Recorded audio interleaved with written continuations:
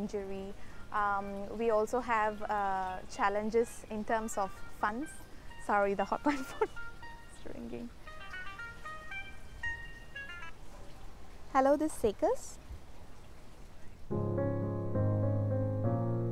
My name is Anbu. I'm the Deputy Chief Executive of ACRES. I joined ACRES in 2006. I started volunteering first and then as a full-time staff member.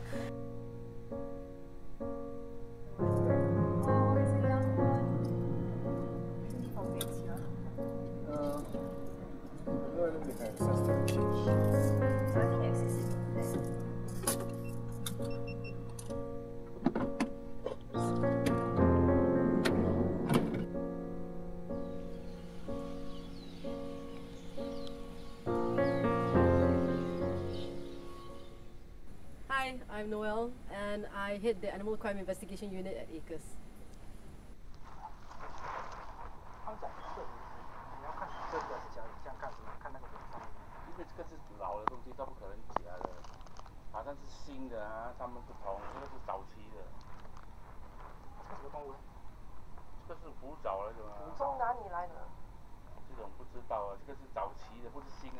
So I started as a volunteer with the Rescue Division. Okay, I wanted to take photographs of wildlife, so that's really why I joined ACRES in the first place. But then I learned about the advocacy work that they do, and I thought that my skills would be better used here. So then I deliberated for some time as to whether I should quit my job, quit legal practice, and join ACRES full time. But since I was offered a position, I decided, okay, well, why not? You know, it's a shot. You can probably do this only once in your life, so I'll just do it now. So what were you doing previously? I was a lawyer for about 10 years before I joined full-time as an employee. When I was a child, I love animals, and I always wanted to work for them. When we were young as well as a family, I was lucky to be born in a family who was animal friendly as well. So we do rescue stray puppies, birds fallen off the nest, and any animals who need help. And we had always dogs at home as long as I can remember. So it was a very good environment that I grew up in that sense. So as a young child, I used to collect animal pictures and make scrapbooks, learn more about facts about animals. So I always wanted to do something to help animals. Okay, last time when I was young, my parents used to find me very argumentative. So they used to call me lawyer buruk lah, which means, you know, like some fickle, ugly lawyer. That was when I was very, very young, a kid. So back then already, I dreamt, you know, of being a lawyer for animal rights because I love animals, and I thought it'd be great to like stand on a podium and talk to everybody about animal rights and go there and fight in court and all that. So when I became a lawyer, actually I realized that there's no such thing as real animal rights in Singapore that you can go to court for and fight for.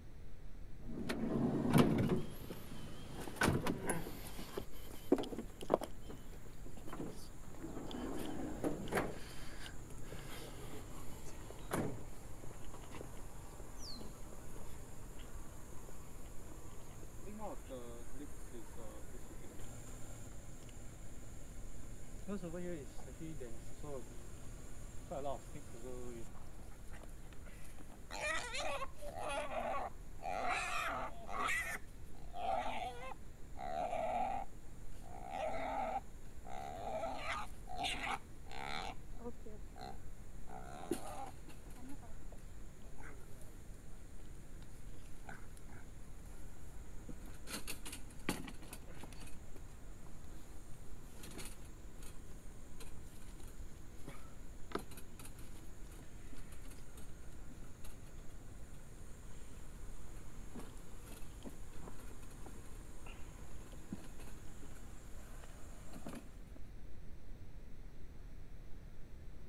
So just joined ACRES full time. So I took a huge pay cut to $500 a month. So my family wasn't very happy about it. Actually, they didn't know until I joined. After 1 month only, I told them, I'm working with ACRES now full time. So they were asking, why would you do that after getting 2 masters? You know, you are not supposed to go that way. You're going backwards. So I was explaining to them that I'm happy and this is something that I want to do. It's really not about the educational qualification or about the money. And as a lawyer, usually when you tell people your profession, you do sense that respect, you know, that immediate respect. Oh, you're a lawyer, you're a professional, you must be earning big bucks, you must be really smart. But when I tell people I'm working with a charity for animals, you know, and I'm head of Animal Crime Investigation Unit, and they go, what is that? There's no place in what I do in the whole hierarchy, right, of status. So I get very puzzled looks. I get the, you're an animal activist, you must be radical, you're a tree hugger. I think this one's a bit mad, you know, maybe I shouldn't talk to her anymore. But as I do continue to tell them about my work and explain to them the things that I do, and tell them that everything for us is fact-based, it's science-based, we're not some airy-fairy organization that steps in full of emotion, and you know, we just roll over everything and go, no, this must change because the animals are suffering. No, we back it up with facts and science. And after that, they begin to realize, oh, okay, you know, this person does have some merit. This person does have some intelligence. This person isn't crazy, isn't irrational. And when they come to ACRES and they realize, hey, most of them here have degrees. They either have degrees or they have masters, or they are of high standing, and you know, they have changed jobs, or they sacrifice jobs where they could have gotten a much higher pay, where they have gotten much higher social standing in order to protect animals. They also become inspired. So that, I think, is the beauty of the organization. So if you ask me about regrets, do I regret leaving my profession as a lawyer? You know, people holding me in some esteem. Not everybody likes lawyers, but at least in some esteem. Okay, I don't regret it, because when I step into this realm of animal protection, and the initial impression that people have of activists is changed when I talk to them, then I'm actually boosting the whole standing of animal activism, or rather animal protection. So I think it's not a regret. I think it's actually a good thing.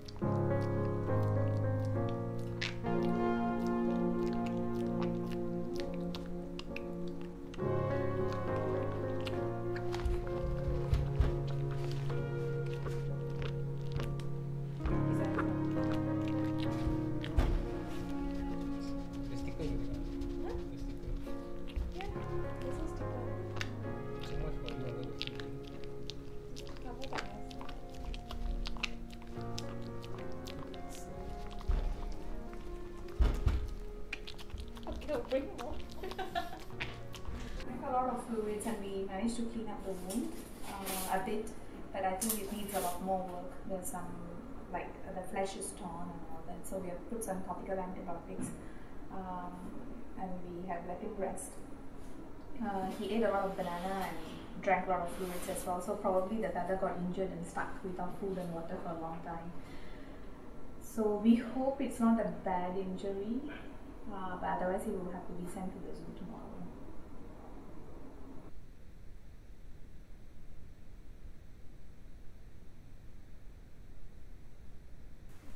we were happy that he was able to eat and drink last night. So and this morning we hoped that he will be able to at least stand up. So looks like he has suffered more injuries, so he had to be sent to the zoo. Unfortunately, he might be euthanized because also people complain about wild pigs and they're also being culled.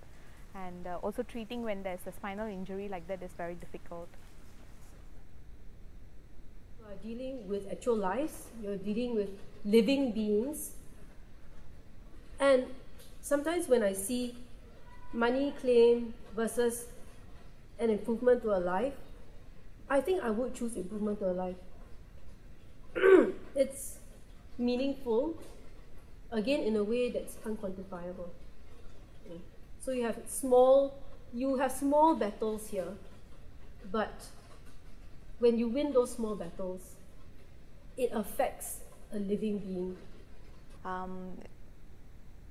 What usually I tell people whom I meet is to take that chance, realize that you can actually make a difference by doing something very simple. It could be in a relationship, in a friendship, even to your companion, pet animal.